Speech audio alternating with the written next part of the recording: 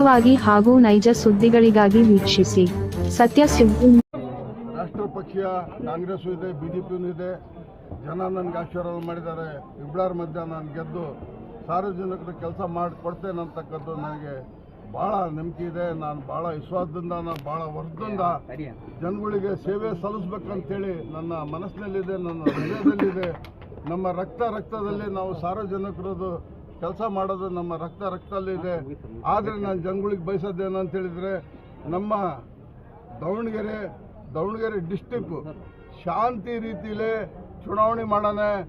ಚುನಾವಣೆ ಆದಂತರನೂ ಯಾವುದೇ ಒಂದು ಇದು ಆಗಲಾರ್ದಂಗೆ, ಜನಗಳಿಗೆ ತಪ್ಪು ದಾರಿ ತೆಗಿಲಾರ್ದಂಗೆ ನಮ್ಮೂರು ಶಾಂತಿ ನಿಲನೆ ಮಾಡೋಣ ಅಂಥೇಳಿ ನಾನು ಪಣ ತೊಟ್ಟು ಹಣದಲ್ಲಿ ಅದನ್ನು ಸರ್ ಯಾವ ಕಾರಣಕ್ಕೂ ಸರಿಯೋದು ಅಲ್ಲ.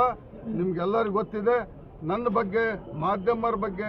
ಒಂದು ತಂದೆ ತಾಯಿ ಮಕ್ಕಳಿದ್ದಂಗೆ ನನ್ನ ಭಾಳ ಸಹಕಾರ ಮಾಡಿದ್ದೀರಿ. ಇನ್ನು ಮುಂದೆ ನನಗೆ ಮಾಡಿಕೊಡ್ತೀರ ಅಂತೇಳಿ ತಮ್ಮ ಮೇಲೆ ನನಗೆ ವಿಶ್ವಾಸ ಇದೆ. ಜೈ ಹಿಂದ್, ಜೈ ಕರ್ನಾಟಕ.